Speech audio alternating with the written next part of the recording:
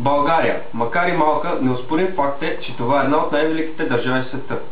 Нашата история е изпълнена с адски много важни исторически моменти и личности. Ако човек почне да чете за нашата история, ще му трябва дни, даже седмици, за да прегледа всички велики битки и владетели, които сме имали. Има много факти за България и българите, които всички знаем, но все още има някои факти, които са доста интересни, а много от вас не знаят. Ето ги и тях. България е втора в света по IQ. Това никой не го очакваше.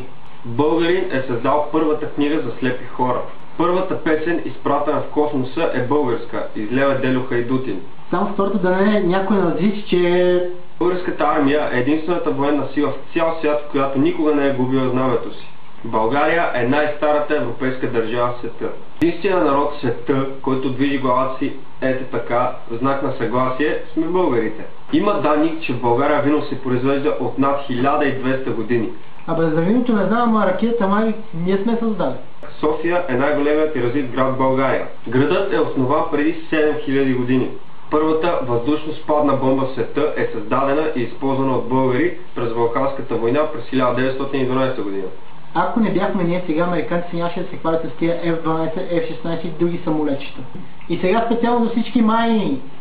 Град Пловдив датира от 6000-та година преди новата ера. Градът е съвременник на Троя.